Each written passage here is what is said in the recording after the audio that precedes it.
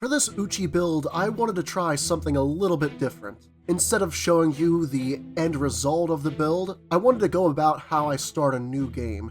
Since this is my 70th run of Elden Ring, I have a bit of a pattern. In this guide, you'll see pretty much every place I visit when I'm beating the game, what order I do it in, and you'll get to see how the build performs in each part. Let me know if you like this style of video in comparison to the other ones, because this one does take a little bit more work to put together. For the Uchi build, of course, we want to start with a samurai, and the golden seed starting gift, giving us a new flask immediately. We visit the Church of Ella in the Groveside Cave for quick runes, and then we meet up with Melina to get Torrent. After this, we teleport back to the Church of Ella since it's nighttime now. And in this run, we're not going to use spirit summons, NPC summons, player summons, consumables, incantations, or sorceries. So this is going to be a pure Uchi playthrough. The only reason I like talking to Ranni here is because it changes her dialogue a little bit when you meet her again later. Next, we go to the Limgrave Tunnels for some smithing stones, and finish off the boss for some quick runes. Then we can beat the Mad Pumpkinhead and see Sellen in the Waypoint Cellar.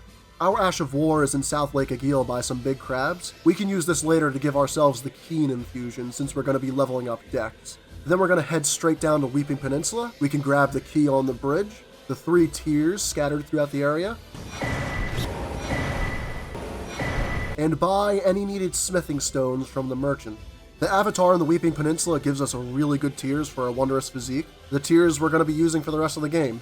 One heals us over time, and one essentially gives us a free hit every fight. Then we head to Fort Height for half the Dectus Medallion, hit the Riverwell Grace while we're on the way to the Third Church of Marika, and at the Third Church of Marika we get yet another tier, and the wondrous physique itself. After that we can head north straight up the cliffs, and we can grab the Green Turtle Talisman, using that key we grabbed on the bridge to Weeping Peninsula. Head south down the cliffside, just from where we started the game, and we can pick up the Golden Fowlfoot. Now we can use the teleporter just north of the Third Church of Marika, and we can head to the Dragon Barrow, where we can grab a quick seed, a tier right by Millicent, some smithing stones on top of the skull by the Spirit Spring, the other half of the Dectus Medallion, and we can unlock the Great Bridge Site of Grace. Sitting down anywhere around here will also unlock the Round Table Hold for us. Now that we have the Golden Fowlfoot, we can beat that one boss in Dragon Barrow to give us a lot of runes. Okay, I know you can just beat the dragon while she sleeps there pretty much, but this is much more fun.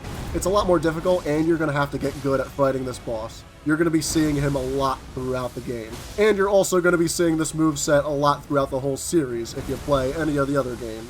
Now that we got tons of runes, we can just dump that all into Vigor, getting us close to 40. This is going to be enough health to carry us for quite a while. It might be a little OP, but then again, you just beat one of the hardest Erdtree avatars in the game, you probably deserve it. For our end game stat setup, we want 60 Vigor, 20 Mind, 32 Endurance, and 80 Dex, and we can level these up as we please as we gather runes throughout the game. Though Dex isn't going to do much right now, considering the scaling on our weapon is not where it's going to be later. So I would recommend upgrading Mind for the time being, so we can use that Ash of War whenever we want. Also, since we have tons of health, I would allocate our flasks to have 4 blues. This should also be good enough for the rest of the game. After our adventure in the Dragon Barrow, we can absolutely stomp through the whole of Stormvale Castle, grabbing the golden seed on the way up and the 2 seeds in the castle. After we make our way to Liurnia, we can grab the tier in the church just outside of Stormvale, any stones in the gazebos in southern Liurnia, and the seed in the Academy Gate town. Then we can beat the dragon for some more runes, and the key to get into the academy. Once inside, be sure to grab both golden seeds in there. And the armor we're going to be using for the rest of the game, the Carian Knight set. After taking care of Renala, we can head straight to Caria Manor, grabbing the seed in the upper levels, beating Loretta and meeting Ranni to start her quest. Now we can grab the seed and the Smithing Stone 5 by the ruin-strewn precipice entrance, and the tier at the Bellum Church, and the tier by Vike. Then, to progress Ranni's questline, we can talk to Blythe and Shifra, and grab that seed to the north. Then we can talk to Celavis, and then to Sellen, and head to the Great Bridge if we want, as Radahn's arena is now open. If we don't want to fight him yet, which I imagine you don't want to, we can head to Altus to grab some seeds, one southwest of the Windmill Village, one just north of the Trebuchets, one by the map for Altus, 2 by the map for Landel, and 2 to the north, past the Gargoyle. We can also grab a couple seeds in Mount Gelmir, one before the Seethwater Terminus site of Grace, and one just outside of Volcano Manor. Now that we're in the area, we can go to the Altus Sealed Tunnel for the Bell Bearing, another smithing stone 5, and kill the boss for runes to buy smithing stones. With any extra runes, be sure to talk to your boy Iji and grab the Carian Filigreed Crest, our second talisman we're going to use for the rest of the run. Now you should have a plus 13 Uchigatana, 9 Crimson Flasks, 4 Blues, and 2 Great Talismans. After a nice fight with Radahn, we can go activate his Great Rune. We can then get the Finger Slayer Blade, progressing Ranni's questline, heading to Noxtella, grabbing that 1 golden seed, defeating the Baleful Shadow, finishing off Estelle, and then heading to the Moonlight Altar. We can grab the smithing stones in the gazebo, kill Adula for some runes, and if you're feeling lucky, you can try Electo. This is probably my favorite Everjail fight in the game, but she does have 17,500 health, so if you want to beat her, you're going to learn her attack patterns whether you like it or not. Then we can finish Ranni's questline and enter into a stable relationship. Unlike freshman year. I'm not going to mention names, but we can head back to Ranni's Rise to put Blythe out of his misery and unlock the secret dialogue for the ending. Then we can head to Landel, grab that rune that drops from the Avatar, get the seed by the Gargoyle and the Envoys, and clear the bosses in the capital. We can grab 1 seed from the Forbidden Lands, and then 2 more from the mountaintops of the Giants. We can also max out our tiers in the area, and in the skull overlooking one of the churches with the tiers, the one where Okina invades you, you can grab yourself an Ancient Dragon Smithing Stone. Now we can head into Fire Giant with maxed out flasks.